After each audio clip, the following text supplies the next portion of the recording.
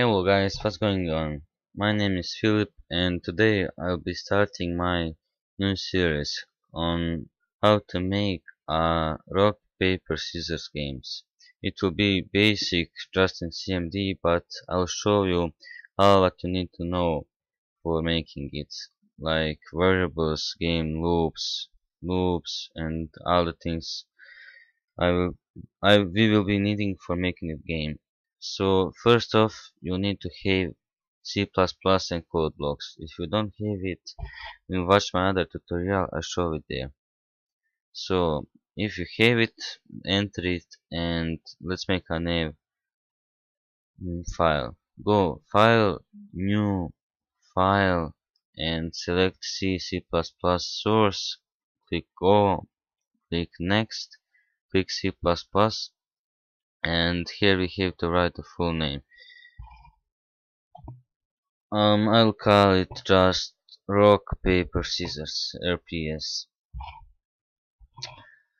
So the first thing we need to do is write hashtag include, open these curly brackets, write I O S T R A M and close the curly brackets.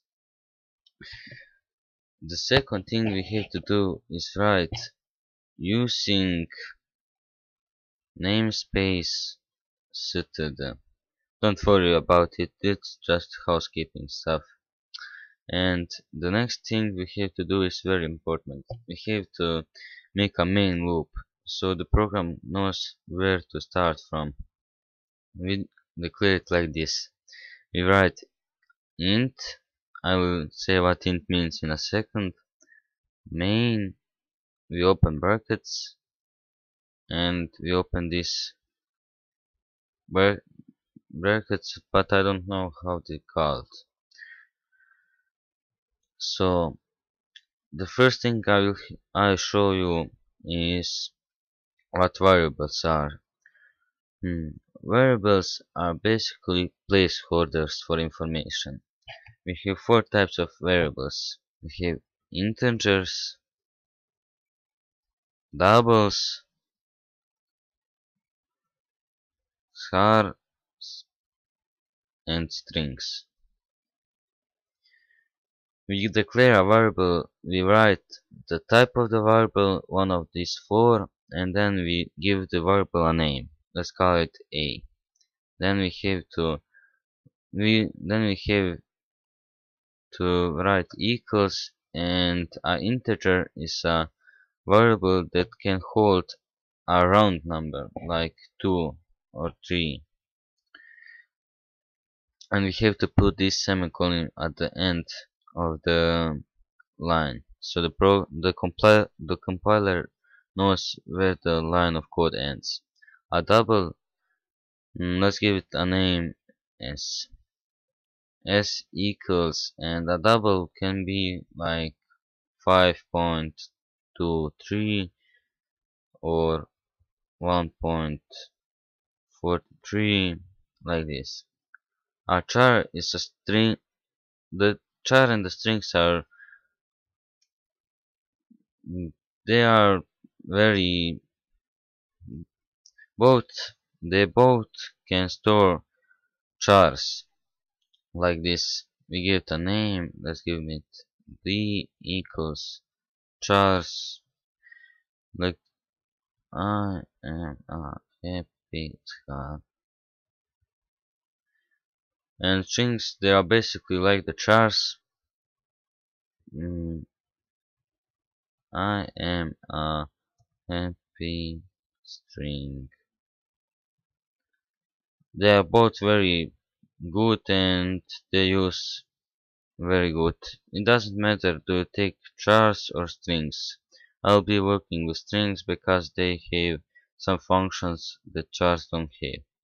So we have these four. Let's make a program that I will show you how to use them. Let's comment this out. You can comment so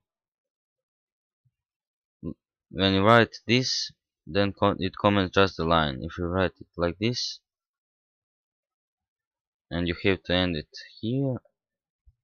Then it comments all out from here to here. So let's make a program. The first thing we wanted to do is print to the user what they should do. So we write south, then this, and input to numbers, and we put semicolon at the end. The next thing we have to do is take the information from the user. We For that we have to type in scene, and the other side we press shift, and right of shift there is that button, and then here we have to write the integer, the variable that we will be holding. So let's make two nav integers. Let's make int x and int epsilon. I'll set x to equal to 2 because I will show you something later. Sin x, and we can do it on one line like this, sin epsilon. Or we could just write sin this friends here and epsilon, but it's faster when we put it on one line. So, and the last thing we wanna do is get the sum of that.